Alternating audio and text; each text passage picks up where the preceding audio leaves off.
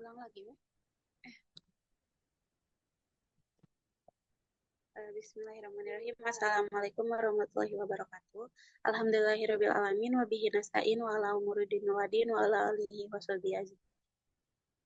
Perkenalkan, kami dari kelompok 5 yang beranggotakan saya sendiri, Enda Safitriani, Adinda Salwa, Gita Yulia, dan Dian Maulida. Pada kesempatan kali ini, kami akan mempresentasikan hasil analisis jurnal titrasi redox dan pendapat. Yang pertama ada titrasi redox. Dalam jurnal Saputra BJA 2022, penetapan kadar hidrogen peroksida H2O2 dalam pewarna rambut berbagai merek dengan metode permanganometri doktoral dissertation Universitas Muhammadiyah Klaten. Untuk analitnya di sini ada hidrogen peroksida yaitu H2O dan titrannya itu kalium permanganat KMnO4. Untuk kadar titrannya, yang sampel A itu 2,12%, sampel C 0,18%, sampel E 1,78%, sampel F 1,04%, dan sampel J 1,01%. Untuk kesimpulannya, semua sampel yang mengandung H2O2 memenuhi persyaratan menurut Peraturan Kepala BPOM RI nomor 18 tahun 2015 yang menyatakan bahwa kadar hidrogen peroksida dalam pewarna rambut harus kurang dari 12%.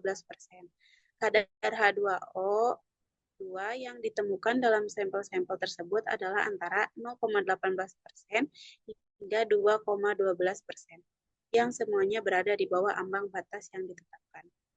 Untuk selanjutnya akan dijelaskan oleh Adinda Sahu. Selanjutnya ada penetapan kadar kadmium atau CD pada ISEDO yang beredar di Kota Bandar Lampung dengan metode microwave plasma atomic emission spectroscopy atau MPAS, di mana titranya yaitu microwave plasma atomic emission spectroscopy atau MPAS mengukur intensitas energi radiasi yang dipancarkan plasma, di mana sampel ISEDO-nya itu didestruksi dengan HNO3 pekat dan H2O2 30%, di mana yaitu destruksi basah. Kemudian untuk analitnya, dalam penelitian ini menggunakan logam berat kadmium CD yang terdapat dalam sampel ISEDO. Kemudian untuk kadar titrannya, di mana hasil analisis menunjukkan kadar rata-rata kadmium dalam 9 sampel ISEDO bersekitar antara 2,99 mg per kilogram hingga 3,99 mg per kilogram.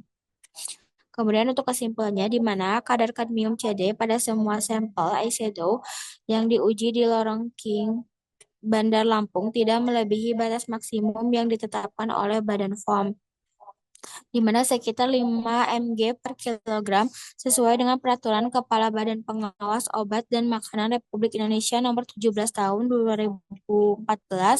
Meskipun kadar kadmium terdeteksi jumlahnya berada di bawah ambang batas yang dianggap aman, namun perlu diperhatikan bahwa penanda kemasan pada semua sampel ISEDO tidak memenuhi persyaratan Badan POM nomor 19 tahun 2015 tentang persyaratan teknis kosmetik.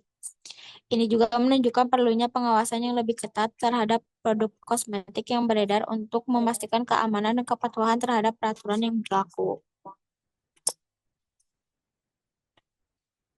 Selanjutnya ada dari Astuti Dewa Prasetya HR dan Irsalina D 2016, di mana identifikasi hidroquinon pada krim pemutih wajah yang dijual di minimarket wilayah Minomartani, Yogyakarta. Hydroquinone and identification in whitening cream sold at minimarkets in Minomartini, Yogyakarta. Journal of Agromedicine and Medical Science 21-13-19, di mana analitnya yaitu hidroquinone dan titratnya yaitu serium sulfat Fe2SO43.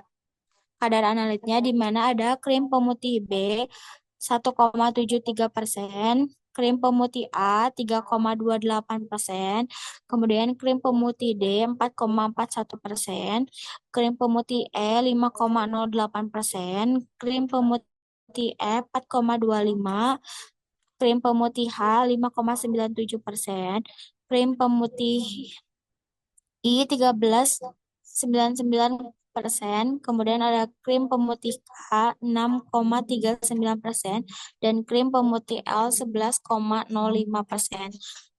Untuk kesimpulannya, hasil penelitian ini menunjukkan bahwa dari 14 sampel krim pemutih wajah yang ditetes, hanya satu sampel kadar hidrokuinonnya memenuhi syarat atau krim pemutih B dengan kadar 1,73%, sedangkan 29% dari sampel yang lain memiliki kadar hidrokuinon yang melebihi batas normal yang ditetapkan oleh Peraturan Menteri Kesehatan Republik Indonesia Nomor 4045 Menkes per 51998, yaitu maksimal 2%.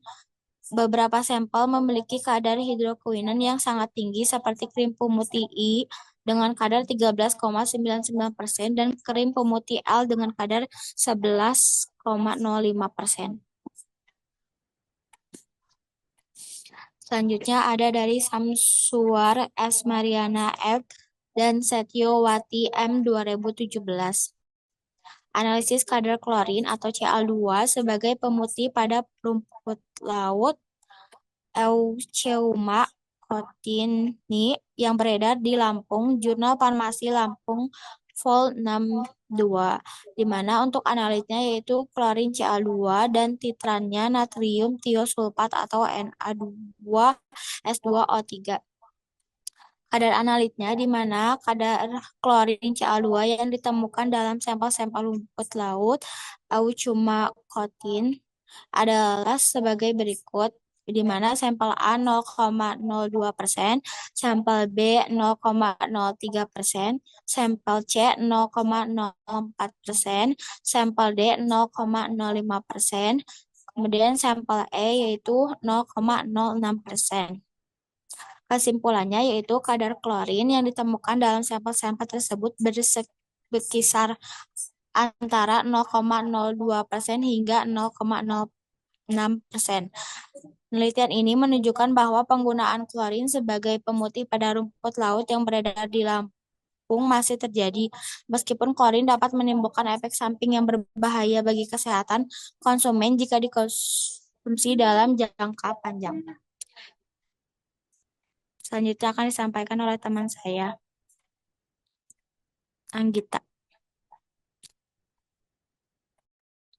Baik, selanjutnya yaitu ada dari Jurnal Anugrah B. Lubis, MS Delimonte, GI, dan Daulay AS 2024, di mana judulnya yaitu penentuan kadar vitamin C pada sediaan krim pemutih wajah yang beredar di pasar online dengan metode titrasi 2,6-diklorofenol indofenol dari Journal of Health and Medical Science volume 2 halaman 12, di mana anaknya di sini yaitu vitamin C atau asam ascorbat dan titrannya yaitu 2,26 diklorofenol